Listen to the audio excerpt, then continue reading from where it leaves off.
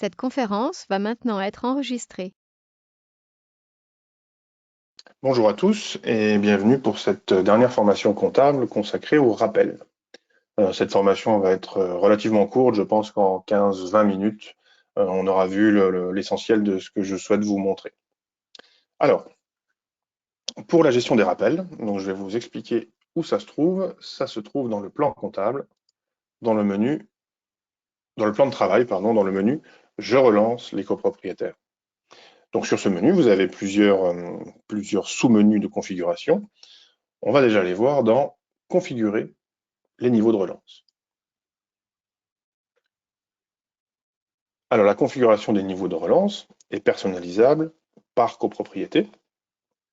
Donc vous avez la possibilité, via les indicateurs, via les libellés, les codes TVA et les montants, de les personnaliser comme vous le souhaitez. Donc vous pouvez très bien ne pas mettre de frais de relance, et puis d'en rajouter simplement au niveau 3. Vous pouvez également renommer le libellé de vos frais de relance, et y ajouter, si vous le souhaitez, de la TVA. Ça, c'est pour cette copropriété-là. Et puis, comme beaucoup d'éléments dans le logiciel, vous avez la possibilité de paramétrer les niveaux de relance par défaut. Donc, il faut cliquer sur « Voir les niveaux de relance par défaut ». Et donc là, je suis dans cette vue par défaut, où je vais pouvoir en fait dire, pour toutes les prochaines copropriétés que je vais saisir, quels seront les niveaux par défaut qui seront paramétrés. Donc il y a bien une alerte, ce n'est pas rétroactif, c'est-à-dire que ces niveaux de relance par défaut ne vont pas influer sur ceux que vous avez déjà saisis dans les copropriétés existantes. Donc si vous décidez de commencer à saisir vos parcs de copropriétés dans le logiciel, commencez d'abord par saisir vos niveaux de relance par défaut et seront repris pour chaque copropriété. Voilà. Ensuite, vous avez également la possibilité, en cliquant sur niveau de relance des copropriétaires, d'aller d'une part consulter le niveau de relance actuel de chaque copropriétaire. Donc là, on voit par exemple sur cet exemple que seul le copropriétaire d'Agostino a été sujet à une relance de niveau 1. Donc c'était sa première, et puis effectivement, on a déjà la date, dernière relance. Avec ces curseurs, vous pouvez même ajuster le niveau de relance comme vous le souhaitez. C'est-à-dire que si vous avez déjà dans votre ancien logiciel des copropriétaires qui ont été relancés au niveau 2, vous pouvez très bien dire, pour ce copropriétaire-là, Markel-Louise, je la définis au niveau 2. Ce qui veut dire que la prochaine relance, le prochain rappel qu'elle va recevoir, sera configuré sur un niveau 3. Et vous pouvez bien évidemment réinitialiser, même réinitialiser une relance qui a déjà été émise. Donc je peux très bien dire pour D'Agostino, son niveau de relance est de nouveau à 0. Donc là, pour la démonstration, on va rester comme ça, c'est-à-dire qu'on va considérer que seul D'Agostino a été relancé, les autres ne l'ont pas encore été. Mais sachez que vous pouvez ajuster ces paramètres avec les curseurs qui vous sont proposés. Ensuite, vous avez également la possibilité de consulter les historiques des relances, c'est-à-dire tout ce que vous avez déjà émis comme relance. Donc là, effectivement, ce que vous pouvez voir, c'est celle que j'ai émise tout à l'heure. Donc c'est la date d'arrêté 15 juin, date de la relance 15 juin, le nom du créateur, donc c'est-à-dire la personne qui a émis ces relances, la copropriété concernée, le montant total des frais de relance, et puis ensuite le détail par copropriétaire. Et le montant relancé qu'on retrouve ici, qui constitue finalement son solde débiteur. Et puis j'ai possibilité d'aller consulter le document de relance que je lui ai émis. Ce document, évidemment, se retrouve dans sa propre GED, dans sa gestion de documents, donc il pourra consulter.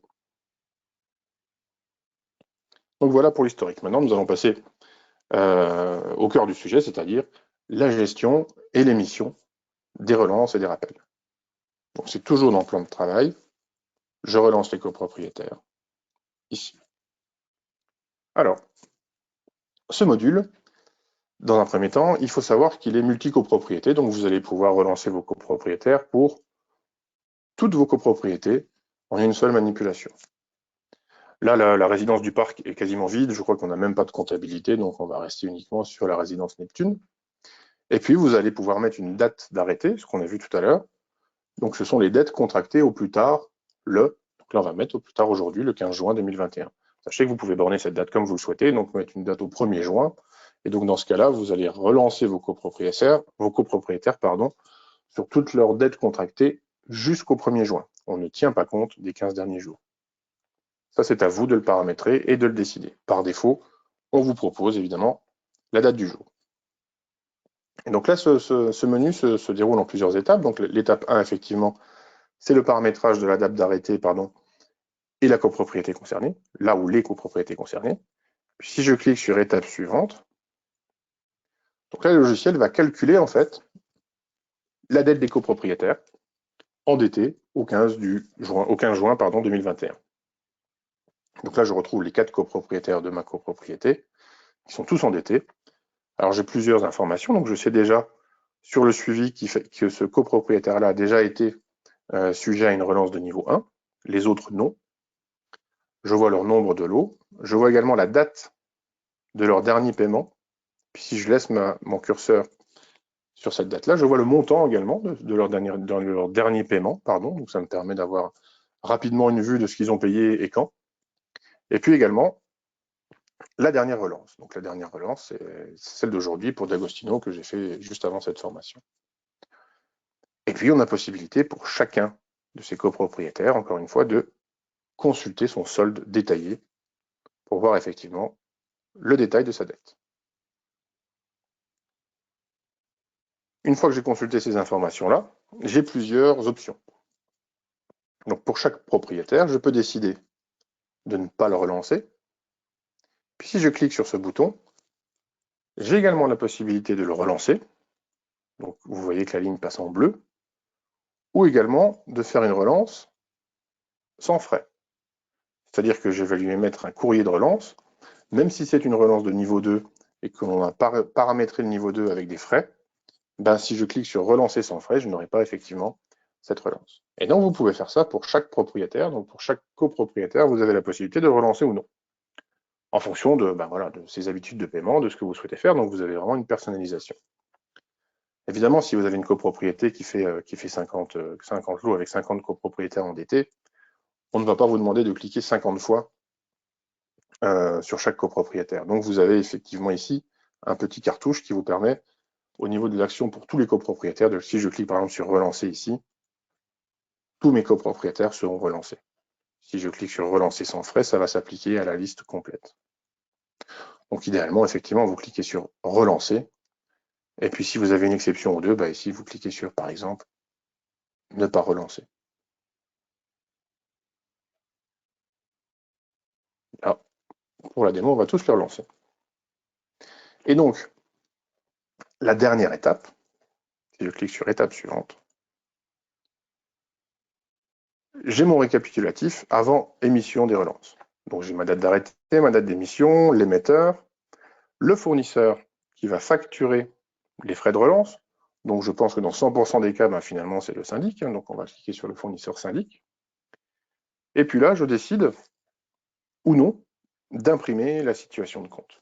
Donc là, je vais cliquer sur imprimer la situation de compte. Donc elle sera reprise sur chaque document de relance. Et donc je vois bien que pour D'Agostino Mario, je vais lui faire une relance de niveau 2. Alors la relance de niveau 2 également 5 € de frais de relance, donc les frais augmentent à partir du niveau 3. Ça c'est parce que vous l'avez configuré comme ça. Et puis ensuite, on a 3 relances de niveau 1. Et puis dès lors que j'ai configuré ce dernier écran, en cliquant sur émettre les relances, j'ai une petite modale récapitulative qui m'explique de nouveau effectivement combien je vais relancer de copropriétaires, combien j'ai de relances avec frais, pour combien je vais insérer la situation de compte, le total des montants relancés. Donc là, je relance pour 15 093 €. Et puis le total des frais de relance que je vais générer, que je vais émettre. Donc là, c'est 20, effectivement, puisqu'on a mis 5 € par copropriétaire et nous avons 4 copropriétaires. Et donc, lorsque je clique sur émettre, le logiciel m'indique que 4 relances ont été générées. Il me propose tout de suite en téléchargement dans cette modale le PDF. Je vais zoomer un petit peu. Donc vous avez effectivement relance pour impayé, deuxième rappel. Vous avez le petit texte accompagnateur, le montant de son solde, plus les frais de procédure, et donc c'est le montant qui nous doit. Et donc vous voyez effectivement que sur la situation de son compte, effectivement, il avait déjà des frais de relance de 5 € pour la première relance qu'on a émise tout à l'heure. Et donc les autres, c'est la même chose, sauf que ce sont des relances pour impayés, premier appel. Donc, vous récupérez ce document-là, et puis vous avez aussi la possibilité de les retrouver dans la GED de chaque propriétaire. Voilà. Alors, comptablement parlant, qu'est-ce qui s'est passé? On a opté vraiment pour l'OD la plus simple possible, sans impacter les décomptes, sans passer par du frais privatif, sans alourdir en fait la saisie des charges, parce que finalement ce ne sont que, entre guillemets, des frais de rappel. Donc c'est une OD. Alors si je vais dans comptabilité, opérations diverses, l'OD passée est simplissime, c'est-à-dire qu'elle va aller débiter les différents copropriétaires que l'on a relancés, et puis elle va aller créditer le fournisseur que l'on a spécifié. Donc si vous avez effectivement une copropriété de 50 copropriétaires, et puis au fil du temps, vous avez quand même beaucoup de relances, ces frais de relance ne vont pas polluer les décomptes, les listes de dépenses, etc.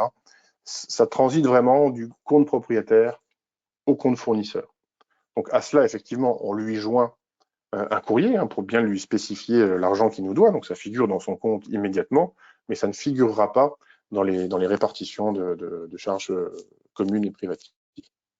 C'est vraiment du fournisseur au copropriétaire. Donc j'ai mes frais de relance. Et puis si je retourne dans mon menu relance des copropriétaires, si je vais sur l'historique des relances, bien évidemment, j'ai ma deuxième relance qui est ici, avec le montant total relancé. Puis si je clique sur le petit accordéon, j'ai le détail pour chaque propriétaire de sa relance. Et je peux de nouveau récupérer, en cliquant sur ce bouton vert, la totalité des documents, enfin des relances, en un seul et même document PDF.